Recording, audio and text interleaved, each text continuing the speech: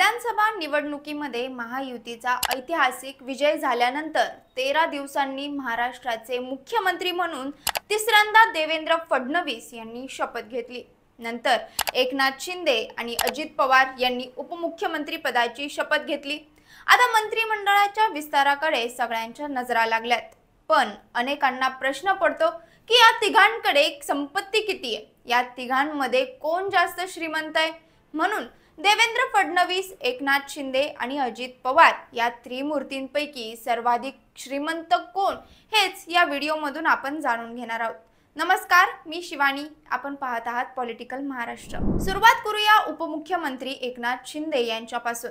एकनाथ शिंदे यांनी विधानसभा निवडणुकीत निवडणूक अर्जासोबत प्रतिज्ञापत्र सादर केले होते। त्यानुसार त्यांच्या संपत्तीत गेल्या पंचवार्षिकपेक्षा जास्त वाढ दिसून आली आहे। एकनाथ शिंदे यांची जंगम आणि अचल मालमत्ता ही 38 कोटींच्या घरात आहे। 2019 मध्ये त्यांची संपत्ती 11 कोटी इतकी होती। यावेळी म्हणजे 2024च्या विधानसभा निवडणुकीसाठी सादर केलेल्या शपथपत्रानुसार त्यांच्याकडे 37,68,58,120 रुपये इतकी संपत्ती आहे। गेल्या 5 वर्षात त्यांच्या संपत्तीत 26,11,85,000 रुपयांची वाढ झाली आहे। यासोबतच एकनाथ शिंदे यांच्यावर 5,29,23,410 रुपयांचे कर्ज आहे, तर त्यांच्या पत्नीवर 9,99,65,988 रुपयाचं कर्ज असल्याचं शपथपत्रात नमूद करण्यात आले। आता उपमुख्यमंत्री अजित पवारांनी निवडणूक आयोगाकडे विधानसभा निवडणुकीत निवडणूक अर्जासोबत प्रतिज्ञापत्र सादर केले होते।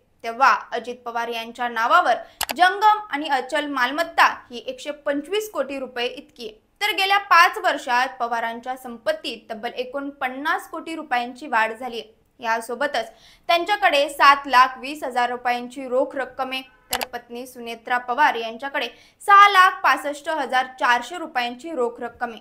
यासोबतच अजित पवार यांची बँकेत 3,09,69,400 रुपयांची ठेव, तर त्यांच्या पत्नी सुनेत्रा पवार यांची 3,69,92,091 रुपयांची ठेवी। अजित दादांकडे 24,79,760 रुपयांचे बॉन्ड्स आहेत, तर पत्नी सुनेत्रा पवार यांच्याकडे 14,99,610 रुपयांचे बॉन्ड्स आहेत।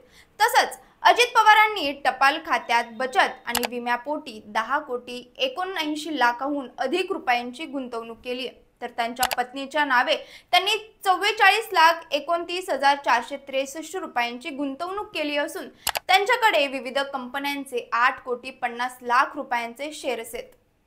आता मुख्यमंत्री देवेंद्र फडणवीस यांनी निवडणूक अर्जासोबत दाखल केलेल्या प्रतिज्ञापत्रानुसार त्यांच्याकडे 13,27,47,728 रुपयांची संपत्ती आहे। फडणवीसांच्या IT रिटर्न फॉर्म नुसार 2023-24 मध्ये त्यांचे एकूण उत्पन्न 79,30,402 रुपये इतके आहे, तर 2022-23 मध्ये 92,48,094 रुपये इतकं होतं। देवेंद्र फडणवीस यांच्या पत्नी अमृता फडणवीस यांच्याकडे 6,96,92,748 रुपयांची संपत्ती आहे, तर त्यांच्या मुलीकडे 10,42,113 रुपयांची संपत्ती आहे। यासोबतच फडणवीस यांच्या बँक खात्यात 2,28,760 रुपये, तर अमृता फडणवीस यांच्या बँक खात्यात 1,43,717 रुपये। तसंच फडणवीसांनी राष्ट्रीय बचत योजना, विमा, डाक बचत यामध्ये 20,70,607 रुपयांची गुंतवणूक केली आहे, तर अमृता फडणवीस यांनी शेअर्स, म्युच्युअल फंड्स अशामध्ये तब्बल 5,62,59,031 रुपयांची गुंतवणूक केली आहे। यासोबतच फडणवीस यांच्या NSS बचत खात्यात 17 लाख जमा आहे, तर LIC मध्ये 3 लाख रुपयांची गुंतवणूक आहे। फडणवीसांची संपत्ती मुख्यतः जंगम आणि अचल स्वरूपात आहे, ज्यात त्यांच्या पत्नीची संपत्ती मोठ्या प्रमाणात आहे। थोडक्यात आपले मुख्यमंत्री आणि दोन्ही उपमुख्यमंत्र्यांकडे बरीच संपत्ती आहे। तसंच या तिघांची गुंतवणूक सुद्धा चांगली आहे।